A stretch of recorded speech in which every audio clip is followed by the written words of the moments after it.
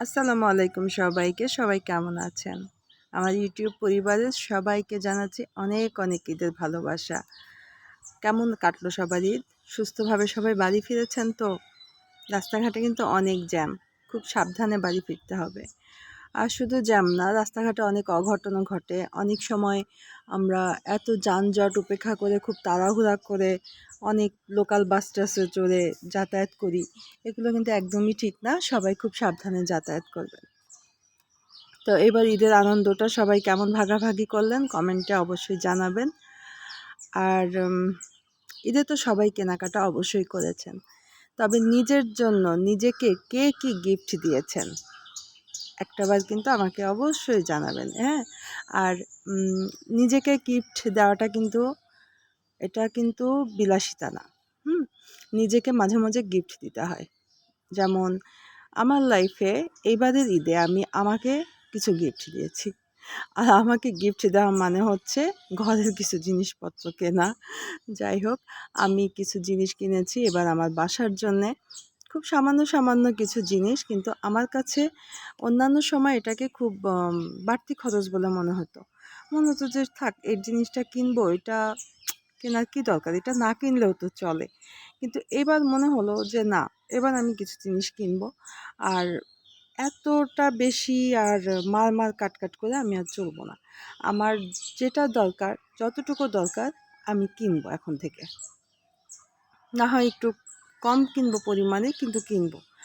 তো সেটা চিন্তা করে এবার আমি আমার ঘরের জন্য কিছু প্লেট কিনেছি, টেবিলের একটা র্যাকসিন কিনেছি, তারপরে বিছানার চাদর, তারপরে ঘর মোছার মপ। এগুলো মানে এগুলো তো সবার ঘরে অবশ্যই আছে, আমার ঘরেও ছিল। তারপরেও ঈদ উপলক্ষে আমি নতুনভাবে কিছু কিনেছি। তবে এটাও কিন্তু এক ধরনের একটা মানসিক শান্তি। আপনি যখন নিজের জন্য, নিজের স্বস্তির জন্য কিছু কিনবেন, এটা যে মানে কী পরিমাণ একটা মানসিক শান্তি দেয়, সেটা আসলে বলে বোঝানো যাবে না। মাঝে মধ্যে কিন্তু আমার কখনো যদি একটু মন টন খারাপ থাকে, আমি কিন্তু মার্কেটের মধ্যে একটু ঘুরতে যাই। হ্যাঁ, তো মার্কেটে যাওয়া মানেই যে কিছু কিনতে হবে তা কিন্তু না। আমি মার্কেটে যাই, পরিচিত যে দোকানগুলো আছে সব মার্কেটগুলোতে একটু ঘুরি, মার্কেটের দোকানগুলোতে প্রোডাক্টগুলো দেখি।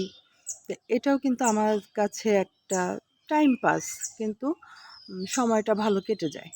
আমি হয়তো কোনো একটা কিছু নিয়ে খুব পেরেশানিতে আছি, কিন্তু যখন আমি মার্কেটে যে জিনিসগুলো নাড়াচাড়া করতেছি, দেখতেছি, প্রোডাক্টগুলো দেখতেছি, তারপরে হয়তো দু একজনের সঙ্গে পরিচিত দু একজনের সঙ্গে দেখা হচ্ছে, তাদের সঙ্গে কথা হচ্ছে, ওই মুহূর্তে কিন্তু সেই টেনশনটা মাথা থেকে চলে যায়। তো সবসময় তো আর বিভিন্ন জায়গায় ঘোরাফেরা সম্ভব হয় না।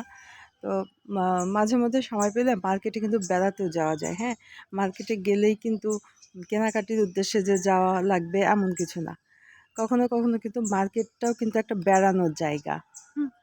আপনি সবসময় যে খারাপ লাগলেই যে আপনার কোনো আত্মীয়-স্বজনের কাছে বেড়াতে যেতে হবে, কোনো আত্মীয়ের সাথে ১০ মিনিট কথা বলতে হবে, উহুম, তা কখনো করতে যাবেন না। মাঝে মাঝে আমার রুলসটা একটু ফলো করে দেখবেন, দেখবেন মনটা অনেক ভালো হয়ে যাবে। তো এবার ঈদে নিজেকে কে কি গিফট দিয়েছেন? হ্যাঁ, অবশ্যই জানাবেন। ভালো থাকবেন সবাই, সবাই সুস্থভাবে বাসায় ফিরুন এই প্রত্যাশায়। আল্লাহ হাফেজ।